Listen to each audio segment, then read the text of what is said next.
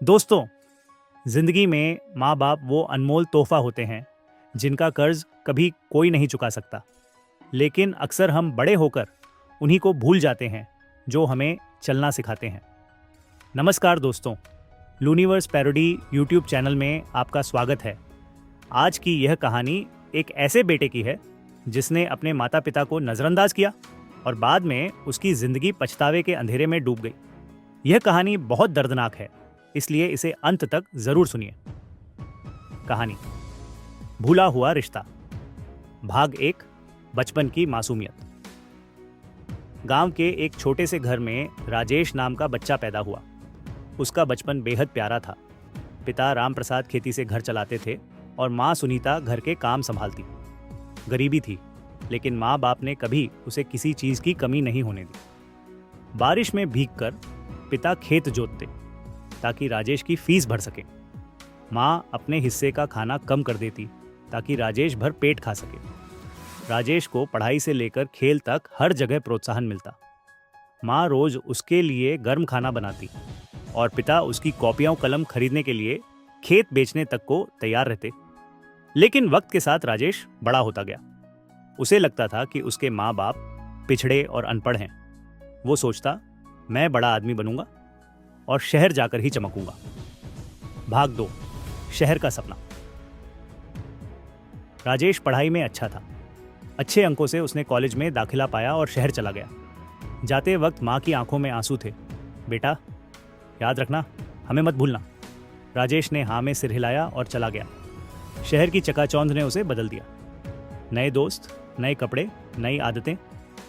उसने धीरे धीरे गांव की सादगी को नज़रअंदाज करना शुरू कर दिया।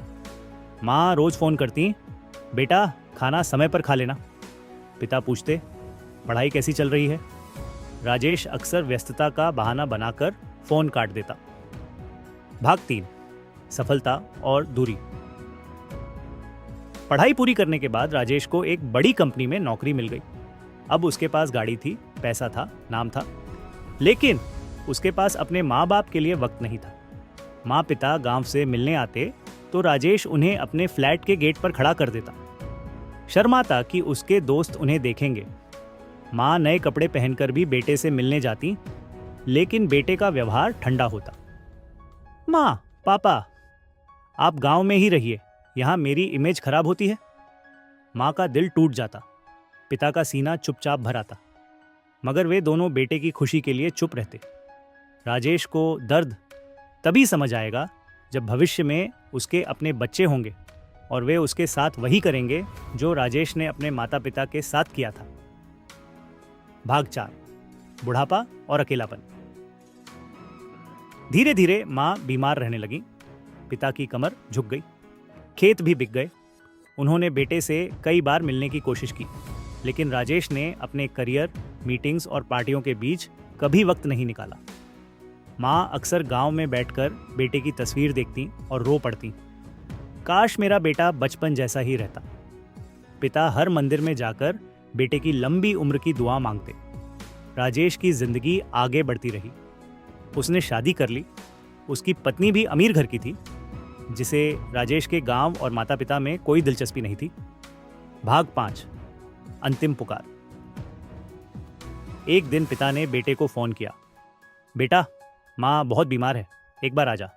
राजेश ने कहा, पापा अभी बहुत बिजी हूँ, मीटिंग है, बाद में आऊँगा। पिता ने आह भरी और फोन रख दिया। कुछ ही दिनों बाद माँ का देहांत हो गया। पिता ने बेटे को खबर दी, बेटा तेरी माँ अब नहीं रही। ये सुनकर भी राजेश ऑफिस की मीटिंग का हवाला देकर नहीं पहुंचा। माँ की चिता जल गई, बिना बेटे की आंखों की आखिरी झलक देखे। भाग 6, अकेले पिता। अब बूढ़े राम प्रसाद बिल्कुल अकेले हो गए। वे रोज दरवाजे पर बैठते और आसमान की ओर देखते, सोचते, शायद आज बेटा आएगा। लेकिन राजेश कभी नहीं आया। कुछ साल बाद पिता भी बीमार पड़ गए। इस बार अस्पताल से फोन आया, आपके पिताजी गंभीर हालत में हैं। राजेश पहुंचा, लेकिन देर हो चुकी थी। पिता ने अंतिम सांस ले ली थी। भाग 7, पछतावा। पिता के कमरे में राजेश को एक पुरानी डायरी मिली। उसमें लिखा था, मेरा बेटा बहुत बड़ा आदमी बनेगा। मैं बूढ़ा हूँ, लेकिन उसका इंतज़ार करूँगा। शायद वो एक दिन आएगा और कहेगा, पापा मैं आपके बिना अधूरा हूँ। राजेश यह पढ़कर फूट फूट कर रो पड़ा। अब उसके पास पैसे थे, नाम था, सब कुछ था, पर माँ बाप नहीं थे।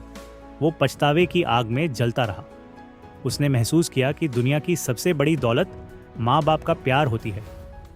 माँ और पिता, ये दो ऐसे शब्द हैं जिनमें पूरी दुनिया का सुख समाया हुआ है। माँ वो है जिसने हमें जन्म देने के लिए खुद हजारों तकलीफें झेली, पेट में 9 महीने तक हमें अपनी सांसों से सींचा और इस दुनिया में लाने के बाद दिन रात हमें संभाला। पिता वो हैं जिन्होंने अपनी खुशियाँ कुर्बान कर दी ताकि हम अच्छे कपड़े पहन सकें, अच्छे स्कूल में पढ़ सकें और कभी दूसरों के सामने झुकना न पड़े। लेकिन अफसोस, जैसे जैसे हम बड़े होते जाते हैं हमें लगता है कि माता पिता की बातें पुरानी हैं, उनकी सीख पुरानी पड़ गई है। हम अपनी दुनिया, अपनी व्यस्तता और अपने दोस्तों में इतना खो जाते हैं कि हमें एहसास ही नहीं होता कि हमारे माँ बाप हमें दोस्तों। इस कहानी से हमें यही सीख मिलती है कि माँ बाप का साथ सबसे बड़ा आशीर्वाद है। उन्हें कभी नज़रअंदाज मत करो, क्योंकि जब वे चले जाते हैं तो फिर कभी वापस नहीं आते। अगर आपके माँ बाप जिंदा हैं तो अभी जाकर उन्हें गले लगाइए, उनसे कहिए कि आप उनसे बहुत प्यार करते हैं। अगर आपको यह कहानी दिल को छू गई हो तो चैनल को लाइक, शेयर और सब्सक्राइब जरूर कीजिए। मिलते हैं अगली भावुक कहानी में।